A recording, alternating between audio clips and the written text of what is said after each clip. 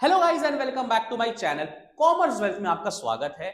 आज आपके लिए chapter number 6 that is banking का वीडियो लाया हूं। मनी का वीडियो मैंने प्रीवियस वीडियो में बता चुका हूं। आज हम सिर्फ बैंकिंग के बारे में डिस्कशन करने वाले हैं कि बैंक्स क्या होते हैं, फंक्शंस क्या होते हैं and many informations. So before we start we should know इस चैप्टर में हमें पढ़ना क्या क्या है। तो इस चैप्टर में हमें तीन चीज मात्र पढ़ना है। सबसे पहले commercial bank and central bank their functions, difference between central bank and commercial bank, and the most important thing credit control by RBI। ये वेरी वेरी इंपॉर्टेंट है। न्यूमेरिकल वीडियो तो मैंने ऑलरेडी डाल चुका है। आज सिर्फ ये तीन टॉपिक हम डिस्कशन करने वाले हैं एंड चैप्टर को फुल एंड फाइनल ओवर करेंगे। चलो, ये तो आपको पता चल गया पढ़ना क्या क्या है। अब डिटेल वर्जन में स्टार्ट करते हैं। सो बेसिकली बैंक जो है ये दो तरह का पार्ट होता है, दो टाइप को डिस्ट्रीब्यूट कर दिया गया। एक होता है कमर्शियल बैंक, एक होता है central bank. Commercial bank public से डायरेक्टली डील करता है, लेकिन सेंट्रल बैंक पब्लिक से डायरेक्टली डील नहीं करता है। तो एक एक करके डिस्कशन करते हैं what is commercial bank and what is central bank. Commercial bank is a type of financial institution because ये पैसा वाला होता है, मॉनेटरी होता है। ठीक है, तो commercial bank is a type of financial institution, they accepts deposit from general public and provide loans and advances who need them. ये एक फाइनेंशियल इंस्टीट्यूशन होता है जो पब्लिक से डिपॉजिट एक्सेप्ट करेगा एंड जिनको रिक्वायरमेंट है उनको लोन देगा।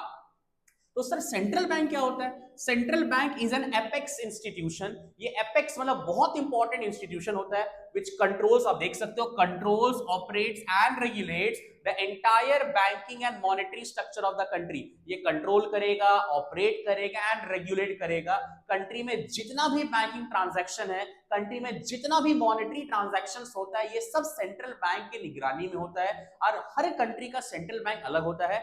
हमारे कंट्री दैट इज इंडिया का सेंट्रल बैंक है आरबीआई। सो आरबीआई के पास ये पूरा राइट है जो कंट्रोल कर सकता है, ऑपरेट करेगा एंड रेगुलेट करेगा the entire banking and monetary structure of the country. Banking का जितना ट्रांजैक्शन है, मॉनेटरी जितना ट्रांजैक्शन है, वो सब आरबीआई के देख रेख में होता है। That is central bank. ये सेंट्रल बैंक का कुछ फंक्शंस है जो एग्जाम में 110% बार बार रिपीटेड क्वेश्चंस आते हैं, चाहे वो डायरेक्ट क्वेश्चन हो या वो केस बेस्ड हो, आना फिक्स है। तो क्या क्या है? Currency authority, banker to the government, bankers bank and supervisory role, custodian of foreign exchange, lender of last resort and clearing house function. तो ये functions of central bank that is RBI है। एक एक करके डिस्कशन करते हैं। Currency authority, तो currency authority का मतलब क्या होता होगा? गिर गया लाइट, बट वीडियो नहीं रुकना चाहिए। करेंसी अथॉरिटी का मतलब है central bank has right to issue currency note and in India RBI has right to issue currency note except 1 rupee coin and 1 rupee note। 1 rupee का नोट एंड 1 rupee का coin को छोड़कर central bank that is RBI के पास पूरा right होता है note को छापने का, नोट को प्रिंट करने का। That is currency authority. Banker to the government क्या होता है? तो before we study banker to the government, banker to the government पढ़ने से पहले हम डिस्कशन करेंगे ये बैंकर टू द गवर्नमेंट का मतलब क्या है। इसके पहले एक चीज छोटा सा कॉन्सेप्ट बताएंगे कि जैसा रिलेशन कमर्शियल बैंक का अपना कस्टमर के साथ होता है, same relation central bank that is RBI का अपना कस्टमर के साथ होगा, दैट इज कमर्शियल बैंक के साथ। हमारा अकाउंट किसमें होता है? कमर्शियल बैंक में। कमर्शियल बैंक का अकाउंट किसमें होगा? Central bank that is RBI. Government का अकाउंट भी central bank that is RBI में होता है। मैं फिर से बोल रहा हूं, कमर्शियल बैंक का account central bank that is RBI में, गवर्नमेंट का अकाउंट भी central bank that is RBI में। हमारा अकाउंट कमर्शियल बैंक में होता है। जैसा रिलेशन कमर्शियल बैंक हमारे साथ रखता है, सेम रिलेशन सेंट्रल बैंक का भी अपने कस्टमर के साथ होता है, दैट इज कमर्शियल बैंक के साथ। ये कॉन्सेप्ट आप हमेशा लेकर चलना। अब आता है बैंकर टू द गवर्नमेंट। तो central bank acts as a banker, agent and financial advisor. अभी मैंने बताया सेम रिलेशन रहेगा। कमर्शियल बैंक हमारे बैंकर के रूप में काम करता है, सेंट्रल बैंक भी गवर्नमेंट का बैंक के रूप में काम करता है, बैंकर के रूप में। हमारा अकाउंट कौन मैनेज करेगा? Commercial bank. गवर्नमेंट का अकाउंट कौन मैनेज करेगा? Central bank that is RBI. तो central bank acts as a banker, Central bank acts as a banker, agent and financial advisor. As a banker, it manages all account of government. Government का सारा account manage करेगा. As an agent, it buys and sells securities on behalf of government. Agent के behalf में, government के behalf में सारा security को खरीदेगा and sell करेगा. And as a financial advisor, it frames plans and policy. वो हमारे लिए, that is government के लिए plans and policy बना कर देगा. सेम कमर्शियल बैंक में हमारा एजेंट होता है, बैंकर होता है, फाइनेंशियल एडवाइजर। हमारा पैसा को कमर्शियल बैंक मैनेज करता है, हमारे बिहाफ में कमर्शियल बैंक भी एजेंट के रूप में काम करता है एंड हमारे लिए भी फाइनेंशियली वो एडवाइस करता है। इसलिए मैंने स्टार्टिंग में ही बोला कि कमर्शियल बैंक का जो रिलेशन अपने कस्टमर के साथ दैट इज हमारे साथ है, same relation central bank that is RBI का अपने कस्टमर के साथ है, दैट इज कमर्शियल बैंक के साथ एंड गवर्नमेंट के साथ।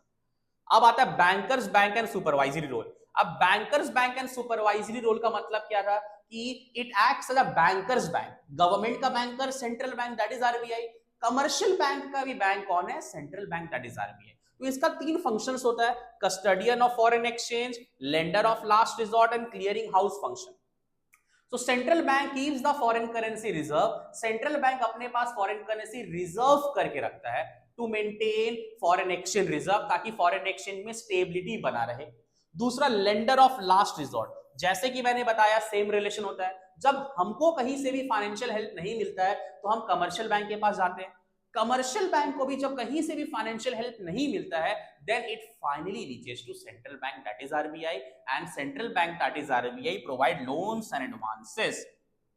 क्लियरिंग हाउस फंक्शन, अब क्लियरिंग हाउस फंक्शन का मतलब है कि जितने भी चेक्स होते हैं, जितने भी चेक के पेमेंट होते हैं वो सब central bank that is RBI में ही क्लियर होते हैं। फॉर एग्जांपल जैसे देयर आर टू बैंक्स, आप मान के चलो bank A and bank B. Bank A draws a cheque to bank B of rupees 15,000, वो 15,000 का चेक ड्रॉ किया। Bank B draws a cheque to bank A of rupees 10,000, but ये जो दोनों बैंक है are having their account in central bank that is RBI, ये दोनों bank का अकाउंट कहां पर होगा, central bank that is RBI में।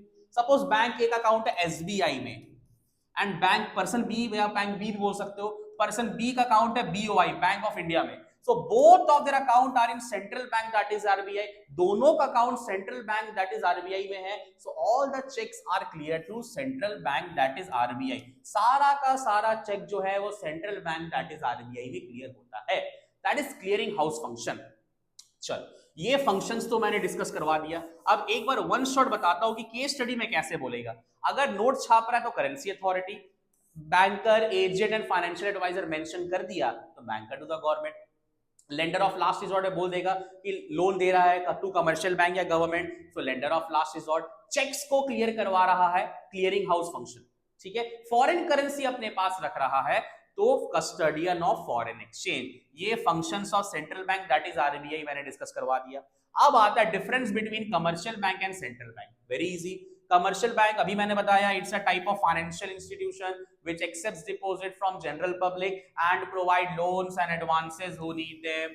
Central bank is an apex institution which controls, operates and regulates the entire banking and monetary structure of the country. Commercial bank is owned, controlled and managed by both public and private sector, but central bank is owned, controlled and managed by government sector only. Commercial banks main objective है भैया profit कमाना, but central bank that is RBI का है social welfare. Commercial bank do not have right to issue currency note, but central bank has right to issue currency notes. Commercial bank directly deals with public, central bank do not directly deals with public. Commercial bank example ICICI bank, HDFC bank, SBI etc. and central bank एक ही है that is RBI, Reserve Bank of India. So ये मैंने बता दिया commercial bank, central bank, functions of central bank, difference between commercial bank and central bank. अब ये topic की ओर बढ़ते हैं, that is credit control by RBI. अब ये आरबीआई क्या करता है, क्रेडिट को कंट्रोल करता है। ये क्रेडिट का क्या मतलब है, क्रेडिट का मतलब है मार्केट में वो मनी का सप्लाई को स्टेबलाइज करके रखता है, क्योंकि मार्केट में दो कंडीशंस आते हैं, एक तो इन्फ्लेशन या तो डिफ्लेशन। इन्फ्लेशन आएगा तो प्रॉब्लम, डिफ्लेशन आएगा तो प्रॉब्लम। तो ये दोनों सिचुएशन से टैकल कौन करने में हेल्प करता है, central bank that is RBI. Central bank that is RBI क्यों करेगा, बिकॉज अभी हमने डेफिनेशन में पढ़ा central bank has right to issue currency note, तो ये सब तो काम होता ही है, बट इसके अलावा सबसे मोस्ट इंपॉर्टेंट काम होता है it has right to control, operates and regulates the entire banking and monetary structure of the country. Banking का जितना ट्रांजैक्शन है मार्केट में, मॉनेटरी जितना ट्रांजैक्शन है, ये सब central bank that is RBI देखता है। सो आरबीआई को ही इज, या RBI is the only person, या RBI is only responsible to control all the situations. तो अलग अलग तरीका से वो कंट्रोल करता है। सबसे पहला ये जो सिचुएशन है इसको कंट्रोल जो किया जाता है दो इंस्ट्रूमेंट के हेल्प से किया जाता है, that is quantitative instruments and qualitative instruments. Quantitative instruments की हेल्प से करते हैं एंड क्वालिटेटिव इंस्ट्रूमेंट की हेल्प से भी करते हैं। क्वांटिटेटिव इंस्ट्रूमेंट अभी क्या क्या है पहले वो पढ़ते हैं। तो quantitative instruments are those instrument which focus on overall supply of money in the economy. Quantitative instruments वो इंस्ट्रूमेंट होते हैं जो मार्केट का ओवरऑल सप्लाई ऑफ मनी को देखते हैं। इसमें बहुत सारे इंस्ट्रूमेंट्स आते हैं। सपोज बैंक रेट आप देख सकते हो, bank rate, repo rate, sorry एक मिनट, bank rate, repo rate, reverse repo rate, open market operation, SLR and CRR, ये इतने सारे इंस्ट्रूमेंट्स के हेल्प से central bank that is RBI market में मनी को कंट्रोल करता है या सप्लाई को कंट्रोल करता है। तो एक एक करके पढ़ते हैं। What is repo rate? Repo rate is a type of rate in which central bank lends money to commercial bank for long term purpose। यहाँ मेंशन नहीं किया है लॉन्ग टर्म पर्पस। जब एक साल से ज्यादा टाइम पीरियड के लोन देते हैं central bank that is commercial bank को लोन देता है, उस लोन को बोलते हैं bank rate. So bank rate is a type of rate in which central bank lends money to commercial bank. ये तो क्लियर हो गया। अब again central bank that is RBI bank rate के हेल्प से मार्केट में मनी का supply को कंट्रोल करता है। तो मनी का सप्लाई में प्रॉब्लम आता है, या तो एक इन्फ्लेशन आता है एंड एक प्रॉब्लम डिफ्लेशन आता है। इन case of inflation central bank will increase the bank rate, वो अपना रेट बढ़ा देगा। Central bank that is RBI क्या करेगा, वो अपना रेट बढ़ा देगा। सपोज सेंट्रल बैंक आरबीआई जो है वो कमर्शियल बैंक को लोन देता है। अब ये लोन का रेट है 10% सपोज था। अब वो देखा इन्फ्लेशन है, इन्फ्लेशन का एक चीज माइंडसेट में लेकर चलो, महंगाई मत समझो, इन्फ्लेशन का मतलब है मार्केट में मनी का सप्लाई बहुत ज्यादा है। अब मार्केट में मनी का सप्लाई बहुत ज्यादा रहेगा तो ऑब्वियस सा बात है they will people will start demanding more and more goods, बहुत डिमांड करेगा। अब मार्केट में ऑलरेडी बहुत पैसा है, अब मार्केट में जब पैसा है तो उसको जब तक हम एब्जॉर्ब नहीं करेंगे central bank that is RBI, तो people will start demanding more and more goods. तो central bank that is RBI क्या करता है, ये सारे इंस्ट्रूमेंट से सारा का सारा पैसा एब्जॉर्ब कर लेता है, इकोनॉमी से एब्जॉर्ब कर लेता है। बिकॉज मार्केट में पैसा रहेगा तो people will start demanding more and more goods. अब मार्केट में ऑलरेडी पैसा है, अब people will start taking loans. तो सपोज मान लो 1 लाख का लोन लिया पीपल ने, 5 आदमी ने 1 लाख का लोन लिया। अब 5 at a rate of interest 10,000। अब जब पीपल लोग ये वापस करेंगे तो मार्केट में 10,000 इंटू 5 मान लो 50,000 मार्केट में ऑलरेडी इंजेक्ट हो गया पैसा। बट मार्केट में ऑलरेडी पैसा है तो हम क्यों लोन देंगे? मार्केट में आप सब डिमांड करना स्टार्ट कर देंगे, और जब सब डिमांड करना स्टार्ट करेंगे तो मार्केट में हम अननेसेसरी हम सबको गुड्स प्रोड्यूस नहीं कर सकते, और ये चीज नहीं करने के चक्कर में सारा का सारा चीज का दाम बढ़ना स्टार्ट हो जाएगा, जिसको हम इन्फ्लेशन के नाम से जानते हैं। तो इकोनॉमी में इन्फ्लेशन आएगा तो it will create a problem. इसी चीज से बचने के लिए central bank that is RBI क्या करता है, वो अपना लेंडिंग रेट बढ़ा देगा कमर्शियल बैंक से। जहां वो 10% लेता था वो अपना बढ़ा देगा, वो 20% कर देगा। अब जब कमर्शियल बैंक से अपना लेंडिंग रेट बढ़ाया तो कमर्शियल बैंक अपने पॉकेट से तो पे नहीं करेगा, कमर्शियल बैंक भी अपना लेंडिंग रेट बढ़ा देगा फ्रॉम जनरल पब्लिक से। जहां पर वो 15% लोन का इंटरेस्ट लेता था, अब वो डबल कर देगा, वो 30% कर देगा। अब ऑब्वियस सा बात है जब डबल हो गया तो people will find it less attractive, people को अट्रैक्टिव नहीं लगेगा, which reduces the supply of credit, या they will discourage to take loan, people will get discouraged, people discourage हो जाएगा, भैया अब तो रेट ऑफ इंटरेस्ट डबल हो गया है, अब तो हम लोन नहीं लेना बेटर ऑप्शन है, तो they will discourage to take loan, which reduces the supply of credit or supply of money in the economy, and situation of inflation is controlled or corrected. Similarly in case of deflation, आप deflation में देख रहे हो, अब आप deflation, एक minute, deflation आप देख ही रहे हो कि मार्केट में ऑलरेडी पैसा बहुत कम है। इन्फ्लेशन मतलब मार्केट में पैसा बहुत ज्यादा है, डिफ्लेशन में कम है। तो central bank that is RBI क्या करेगा, वो मार्केट में पैसा इंजेक्ट करेगा। इंजेक्ट कैसे करेगा, अब अपना रेट ऑफ इंटरेस्ट घटा देगा, वो अपना लेंडिंग रेट घटा दिया। अब लेंडिंग रेट घटाने का मतलब क्या है, जहां पर central bank that is RBI पहले कमर्शियल बैंक को 20% में रेट ऑफ इंटरेस्ट देता था, अब वो घटा देगा 10% कर देगा। जब कमर्शियल बैंक का लेंडिंग रेट कम हो गया, ठीक है, तो वो पब्लिक से भी फोर्सफुली कम लेगा पैसा। पब्लिक से जहां पर वो 30% लिया करता था, अब वो 15% लेगा, तो borrower will get attractive. they will find it more attractive, which encourages the borrower to take loan, जो borrower को encourage कर देगा लोन लेने के लिए, जिससे मार्केट में मनी का सप्लाई बढ़ जाएगा। क्योंकि जितना ज्यादा borrower लोन लेगा, सपोज अगेन सेम एग्जांपल, मान लो 5 पर्सन ने 1 लाख रुपया का लोन लिया है, ठीक है, अब at a rate of interest 10%, अब मार्केट में क्या हुआ, 10% आ गया। अब ये 10,000 अगर जब 5 पीपल ने प्रोवाइड किया, 5 into 10,000, तो अगेन आपका मार्केट में 50,000 इंजेक्ट हुआ कि नहीं हुआ, जिससे मार्केट में मनी का सप्लाई बढ़ना स्टार्ट हो जाएगा। So this is how central bank that is RBI control credit in the economy. Same repo rate भी सेम है। Repo rate is a type of rate in which central bank lends money to commercial bank for short term purpose, short term purpose के लिए loan लेते हैं, ठीक है। Again inflation का मतलब है मार्केट में मनी का सप्लाई बहुत ज्यादा है, मार्केट में मनी का सप्लाई ज्यादा है तो पैसा एब्जॉर्ब करेगा, कौन करेगा, central bank that is RBI. Again वो अपना लेंडिंग रेट बढ़ा देगा, जस्ट सेम रहेगा, एकदम सेम रहेगा like bank rate. The only difference is that bank rate is used to provide loan for long term purpose and repo rate is used to provide loan for short term purpose. So again central bank will increase the bank repo rate which increases the cost of borrowing. This forces the commercial bank to increase their lending rate. Commercial bank अपना lending rate बढ़ा देगा, ठीक है। As a result, borrower will find it less attractive. Borrower को attractive नहीं लगेगा, which discourages the borrower to take loan, and they will decrease the supply of money in the economy, and situation is controlled. Same in case of deflation. Deflation में market में पैसा बहुत कम है, तो central bank that is RBI को inject करना पड़ेगा, supply बढ़ाना पड़ेगा।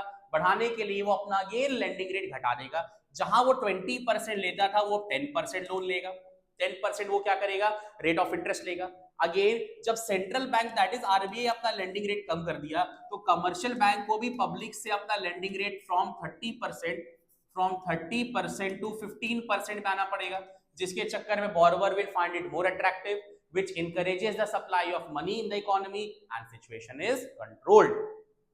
अब आता है रिवर्स रेपो रेट, ये दो तो मैंने बता दिया। अब आता है रिवर्स रेपो रेट, क्या होता है। So reverse repo rate is a type of rate in which central bank accept deposit from commercial bank. जब कमर्शियल बैंक से central bank that is RBI और कमर्शियल बैंक, जब कमर्शियल बैंक से deposit accept करता है, because जब हम अपना पैसा कमर्शियल बैंक में डिपॉजिट करते हैं तो कमर्शियल बैंक भी अपना पैसा कहीं डिपॉजिट करता है, and that is said to be RBI. तो जिस रेट ऑफ इंटरेस्ट वो डिपॉजिट एक्सेप्ट करता है उसको बोलते हैं reverse repo rate. So reverse repo rate is a type of rate in which central bank accept deposit from commercial bank.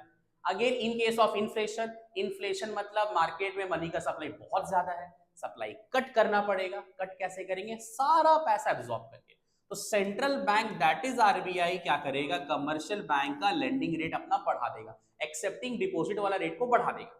अब क्या हुआ, जहां पर पहले 10% वो डिपॉजिट पे इंटरेस्ट दे रहा था, अब वो 20% दे देगा। अब कमर्शियल बैंक का मेन काम क्या, वो कहीं भी लोन दे, कहीं भी पैसा कमाने से मतलब है, चाहे वो पब्लिक को देकर इंटरेस्ट कमाए या वो अपना पैसा को central bank that is RBI में डिपॉजिट करके पैसा कमाए। कमर्शियल बैंक को तो प्रॉफिट कमाने से मतलब है। तो जहां देखा कि भैया अब तो पब्लिक से ज्यादा मिल रहा है मेरे को, तो more and more amount of fund will be parked by commercial bank in central bank that is RBI. अब ज्यादा से ज्यादा पैसा वो क्या किया, central bank that is RBI में डिपॉजिट कर दिया। एज अ रिजल्ट अब कमर्शियल बैंक के पास less amount of fund left हो गया। अब मार्केट में जब पैसा ही नहीं रहा, तो which reduces the supply of credit or supply of money in the economy, and situation is controlled or corrected. तो ये अगेन आपका हो गया रिवर्स रेपो रेट का इन्फ्लेशन वाला situation. Again in case of deflation, deflation मतलब market में money का सप्लाई बहुत कम है, सप्लाई को रिलीज करना पड़ेगा। सो again central bank that is RBI क्या करेगा, कमर्शियल बैंक से अपना रिवर्स रेपो रेट घटा देगा। जहां पर डिपॉजिट करने पे पहले 20% मिलता था, अब बोला भैया हम तो घटा देंगे और हम सिर्फ 10% देंगे। तो कमर्शियल बैंक बोला ठीक है, इससे बेटर तो पब्लिक को जमा कर दे, पब्लिक को लोन दे दे, वो ज्यादा रिटर्न दे रहे हैं हमें। So less amount of fund will be parked by commercial bank and more amount of fund will be left over by commercial bank. अब मार्केट में जब पैसा बच गया तो ज्यादा से ज्यादा पैसा कमर्शियल बैंक जनरल पब्लिक को देना स्टार्ट कर दिए, जिससे कमर्शियल बैंक बहुत ज्यादा अर्न किए एंड मार्केट में मनी का सप्लाई अगेन बढ़ गया। Again in case of deflation बता दिए, in case of deflation central bank will decrease the reverse repo rate, as a result less amount of fund will be parked by commercial bank in central bank that is RBI and more amount of fund will be left over by commercial bank ज्यादा पैसा इसके पास रहा, which increases the supply of credit and supply of money in the economy and situation is controlled or corrected. चलिए sir जी, ये भी मैंने बता दिया। अब आता है ओपन मार्केट ऑपरेशन। ये अनदर टूल है जिससे central bank that is RBI inflation या डिफ्लेशन को कंट्रोल करते हैं। So open market operation refers to the process of buying and selling of securities on behalf of government by RBI. तो central bank क्या करता है, गवर्नमेंट के behalf में सिक्योरिटी को या तो सेल करेगा या तो परचेस करेगा। दैट इज, इस प्रोसीजर को बोलते हैं open market operation. So again in case of inflation and in case of deflation, inflation में सेल करेगा एंड डिफ्लेशन में परचेस करेगा। समझ नहीं है क्या बोले। Again suppose central bank that is RBI है और ये कमर्शियल बैंक है।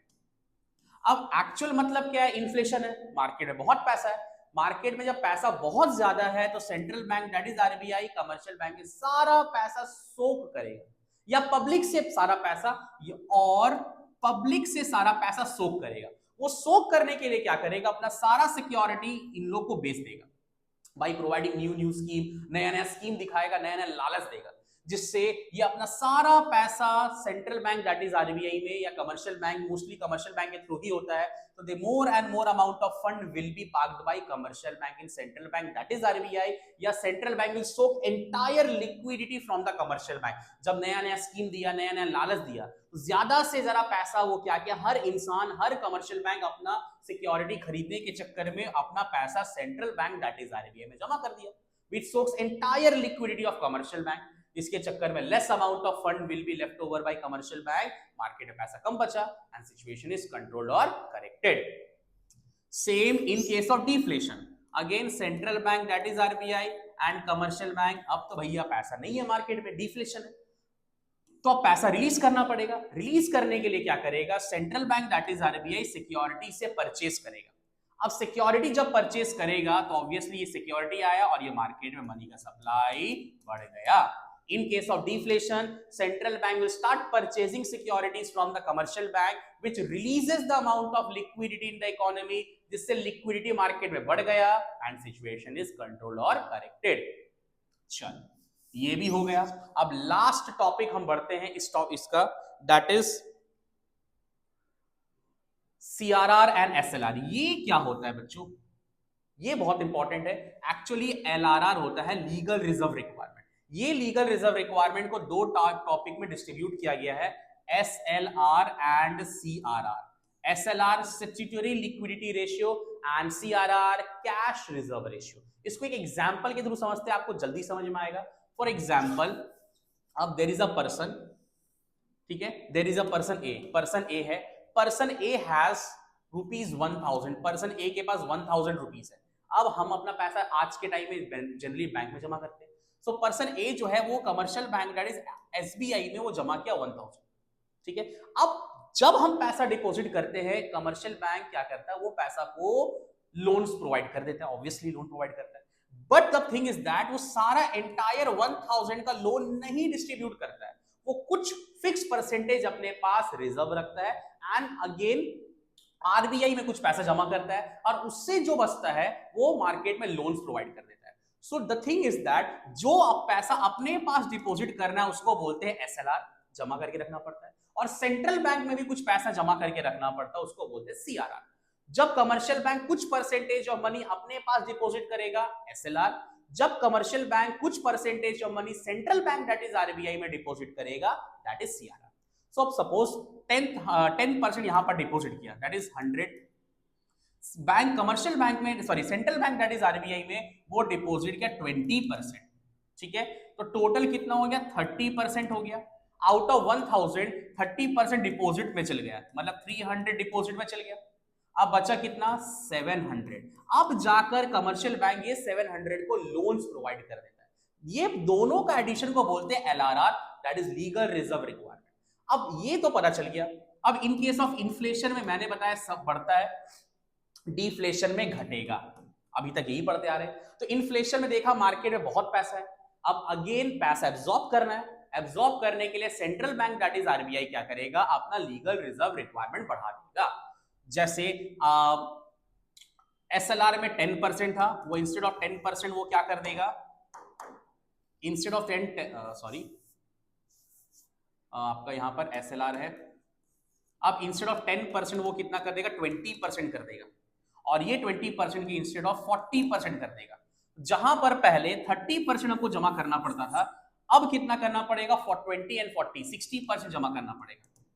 60% करने के बाद हमारे पास 600 जमा करना है। अब आउट ऑफ 1000 पहले 700 हमारे पास बचता था, अब आउट ऑफ 1000 सिर्फ 600 बचेगा, सॉरी आउट ऑफ 1600 हमको डिपॉजिट करना है, तो 400 हमको कैश इन हैंड बचेगा, बैड बचेगा, जिसके चक्कर में अब मार्केट में मनी का सप्लाई घटा कि नहीं घटा।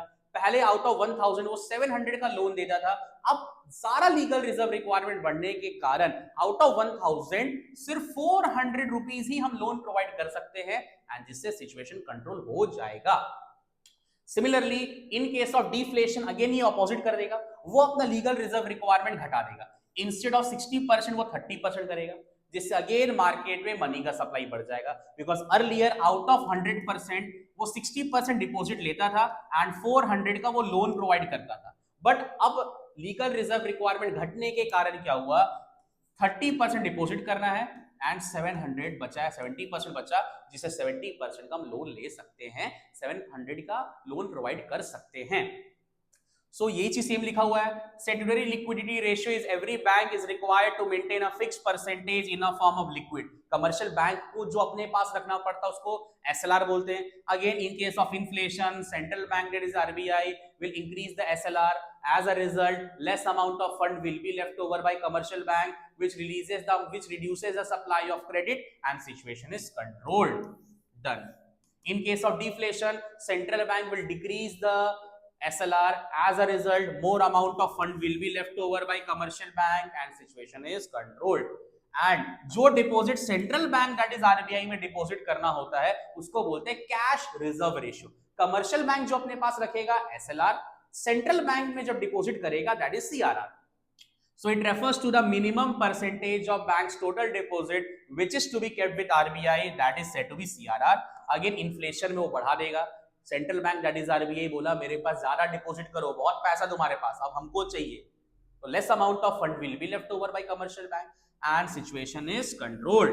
And in case of deflation बोला नहीं बाबू तुमको पैसा का ज्यादा जरूरत है, तुम रखो अपने पास, हमको नहीं चाहिए, तो central bank that is RBI अपना CRR को रिड्यूस करेगा, जिससे मोर amount of fund will be left over by commercial bank and situation is controlled और करेक्टेड। इन शॉर्ट इन्फ्लेशन में सब बढ़ता है, डिफ्लेशन में सब घटता है। The only difference is that open market operation में सेल करेंगे एंड इन्फ्लेशन में एंड डिफ्लेशन में परचेज करेंगे, बाकी सब बढ़ेगा एंड सब घटेगा except open market operation. Open market operation inflation में सेल करते हैं एंड डिफ्लेशन में परचेज। चल ये भी टॉपिक क्लियर हो गया। अब आता है next topic last, qualitative instruments क्या होता है। So qualitative instruments are those instruments which focus on selected sectors of money in the economy. Quantitative overall area पे देखता था, qualitative selected area पे काम करेगा। चलो ये भी क्लियर है। इसमें दो आता है margin requirement and rationing, sorry margin requirement and rationing of credit. What is margin requirement? So margin requirement refers to the difference between amount of loan and value of security offered for loan. जितना का हम loan लिए and loan के बदले में जितना security दिए हैं, इन दोनों का डिफरेंस को बोलते हैं मार्जिन रिक्वायरमेंट। सपोज अब 1 लाख का हम लोन लिए, ऑब्वियसली जब सिक्योरिटी देना पड़ता है तो 1 लाख से ज्यादा का देना पड़ता है। सपोज 1,50,000 का हम सिक्योरिटी दिए, तो इन लोग दोनों का डिफरेंस कितना आया, 50,000 का डिफरेंस आया। This is said to be margin requirement. Again inflation है, मार्केट में पैसा बहुत ज्यादा है, सारा पैसा एब्जॉर्ब करेंगे। एब्जॉर्ब करने के लिए central bank that is RBI क्या किया, मार्जिन रिक्वायरमेंट बढ़ा दिया। बोला अब 1 लाख का लोन के लिए 1,50,000 नहीं चाहिए मुझे, अब 1 लाख का लोन के लिए अब हमको 2 लाख का सिक्योरिटी चाहिए। मतलब 1 लाख का लोन के लिए 2 लाख का सिक्योरिटी, डबल अमाउंट का, तो borrower will find it less attractive. And main central bank that is RBI का मेन मोटिव क्या है, मार्केट में पैसा एब्जॉर्ब करना, तो मार्केट में पैसा कोई लोन लेगा नहीं, जिससे सिचुएशन कंट्रोल या correct. Same in case of deflation. अच्छा यहां लिखा है इन case of deflation central bank क्या करेगा, दैट इज आरबीआई, वो अपना मार्जिन रिक्वायरमेंट घटा देगा। बोला अब नहीं, अब तुमको पैसा का जरूरत है, तुम्हारे पास पहले पैसा ज्यादा था इन्फ्लेशन में तो हम बढ़ा दिए, अब तुमको जरूरत है तो हम घटा देते हैं। अब अगेन इंस्टेड ऑफ 2 लाख का सिक्योरिटी बोला 1,50,000 का ही सिक्योरिटी चाहिए भाई, जिससे बोरोवर को अट्रैक्टिव लग रहा, हाँ अब सेंस लग रहा लेने में, जिससे सिचुएशन कंट्रोल या करेक्ट हो जाएगा, because borrower will find it more attractive. चलो अब आता है rationing of credit. Rationing of credit refers to fixation of credit quota across different business activity. अलग अलग बिजनेस एक्टिविटी में क्रेडिट का कोटा को फिक्स किया गया है, that is central bank through RBI, central bank that is RBI के through fix किया गया। So again in case of inflation central bank will increase the rationing of credit. बोला भैया तुम्हारे पास पैसा बहुत है, तुम्हारा सारा पैसा हम लूंगा, वो क्या करेगा central bank that is RBI अपना रैशनिंग ऑफ क्रेडिट बढ़ा दिया। अब आउट ऑफ 20 सपोज पहले 20% खर्च करना था, अब बोला भैया नहीं ब्रो अब तो 40% खर्च करूंगा। सो अब सपोज 1000 डिपॉजिट है, अब 1000 का 20% में क्रेडिट कोटा था, मतलब 200 रुपीज वो क्रेडिट कोटा में लगाता था एंड 800 का मार्केट में लोन चलाता था। बट बोला नहीं you have very much money, you are very rich, so अब क्या करेंगे 40% बढ़ा दो भाई, इसका 400 रुपए ले लो, अब वो 600 का ही लोन प्रोवाइड कर पाएगा, जिससे एनी हाउ मार्केट में situation is control and corrected.